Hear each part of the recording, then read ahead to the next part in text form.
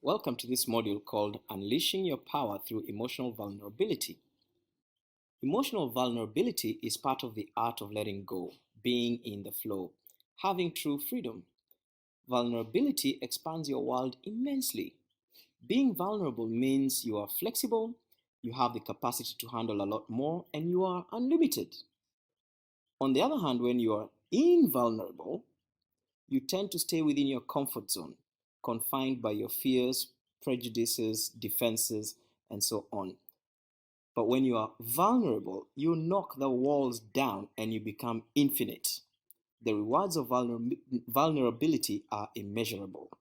This is also, by the way, part of the Know Thyself modules, as you can see from the Temet Noske sign here. The reason why this is part of knowing yourself is because, as we have said before, emotions are your subconscious thoughts rising and taking form. If you want to know what's in your subconscious, watch your emotions. Don't think about your emotions, or don't, give logical meanings to them or try and figure them out.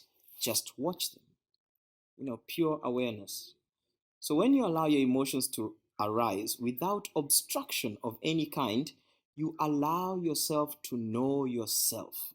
And in that way, you experience increasing freedom and expansion. But more on that later. This is David Cameron Gikandi from www.miracles4.me. And let's dive in right away. Emotional vulnerability gives you the ability to change, to manifest, and to grow. Emotions can sometimes be difficult to deal with, as we all know. Yet, to truly have all your power available to you and to manifest a great life, you need to allow your full emotional range, all your energy, to flow freely.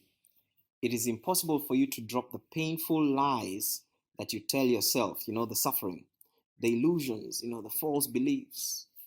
It's painful to drop all this as long as you're still defending yourself.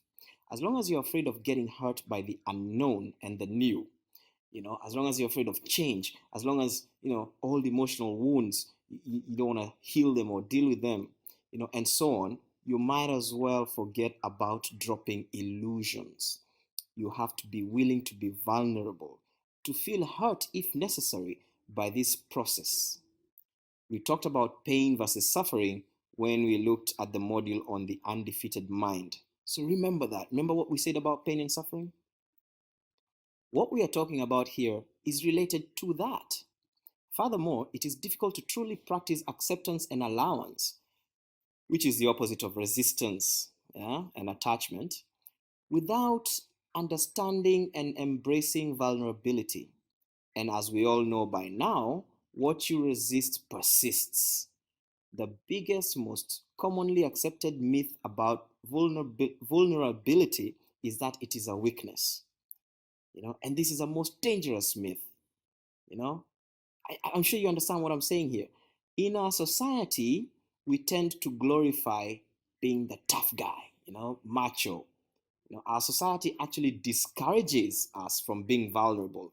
If you're vulnerable, you're perceived as weak. Okay, our society actually tells us it is not okay or it's not cool, to feel certain things or to be certain ways, or and so on.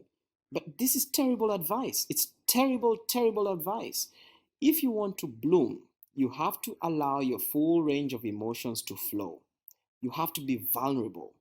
Yet most of us do our best to be the exact opposite, to be invulnerable, so that we don't get embarrassed, for example, or so that we fit in, or so that we're accepted, or for whatever reasons, we do our best to be invulnerable.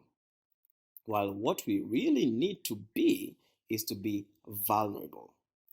Because we are so used to being invulnerable, vulnerability has to be a conscious practice until we become good at it. In other words, we are surrounded so much by ourselves and our societies and our families and our whatever. we are surrounded by this idea, do not be vulnerable, you know? Oh, in fact, sometimes it comes across as this, don't show weakness, don't cry, things like that, you know? Because we are so under so much pressure to shut ourselves down, we literally have to push in conscious effort to be open. Yet, being open is our natural state. Being vulnerable is our natural state. That's actually natural. But now, because we've practiced what is unnatural, you know, the opposite, so much, we now have to make it a conscious practice. We sort of have to, to, I don't know how to say it.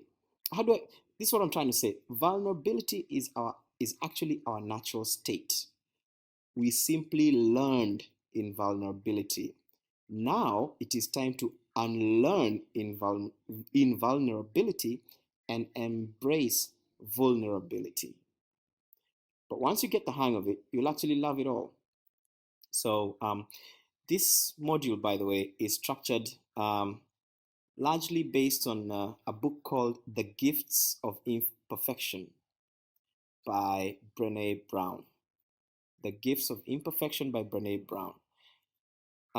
She really doesn't bring um, something dramatically new to the table. What she does is to do a fantastic job of chunking down, you know, like breaking down, if you could call it, vulnerability, you know, and categorizing um, aspects of vulnerability into categories that we can all understand, you know, things, categories that make sense for us and make it easy for us. So she's done a tremendous job of taking a subject that is pretty much natural to all of us, but we don't actually think about it.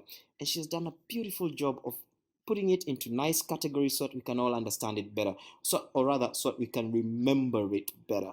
So I do encourage you to buy her book for more background information on this, and I'll give you a link. So let's get started.